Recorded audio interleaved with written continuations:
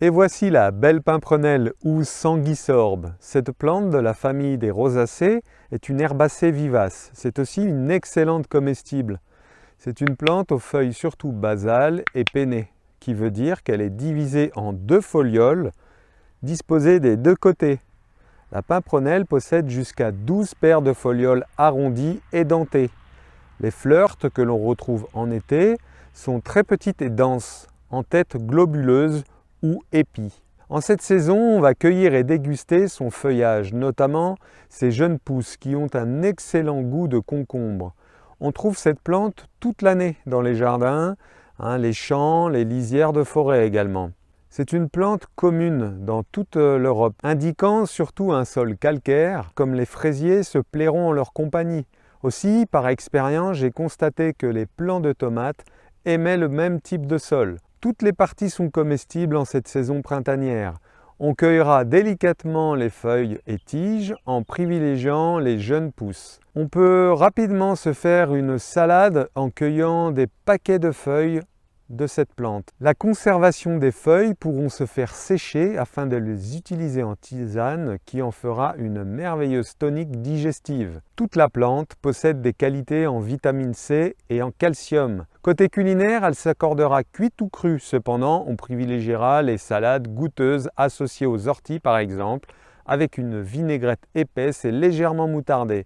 Son graphisme exceptionnel lui confère le pouvoir de décorer rapidement et simplement les plats. On pourra aussi en faire de bonnes soupes ou également dans un gratin de pommes de terre qu'elle aromatise de façon surprenante. En cuisine aujourd'hui, c'est en sucré qu'on va la préparer avec des biscuits moelleux façon madeleine. Pour élaborer cette recette, on aura donc 2 œufs, 100 g de farine, 75 g de sucre, 100 g de beurre fondu, un sachet de levure chimique, un demi-citron, un ramequin complet de pimprenelle. Alors plus il y a de pimprenelle, mieux c'est. Et on finira avec une petite cuillère à café de miel. On va d'abord casser les œufs dans notre saladier ou notre cul de poule. On va ajouter le sucre. Et là, je vais fouetter jusqu'à ce que ça blanchisse.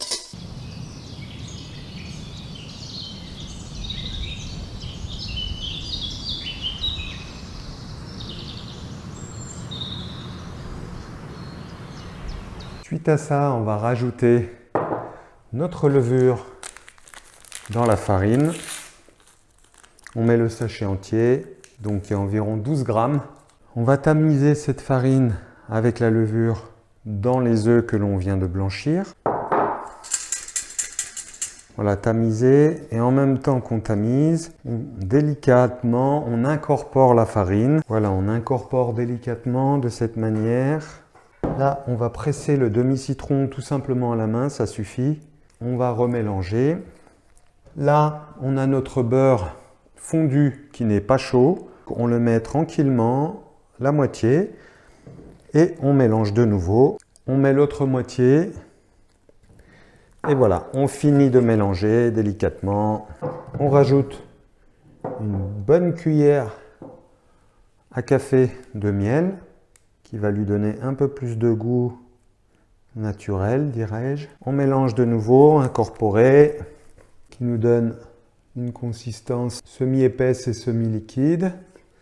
Et là, on va quand même garder 10 morceaux de pimprenelle qu'on va mettre au fond du moule. Donc là, on met toute notre pimprenelle dedans.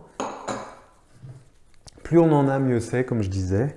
Maintenant, on va attendre environ 1h30 en laissant la pâte dans les moules à madeleine. Et au bout d'1h30, donc on va faire préchauffer notre four à 180 degrés et on fera cuire nos madeleines dedans pendant environ 10 minutes. Le temps que ça colore, on surveille 10 minutes à 180 degrés. Mais il faut bien laisser reposer pendant 1h30 environ avant. On va ensuite venir terminer en déposant délicatement.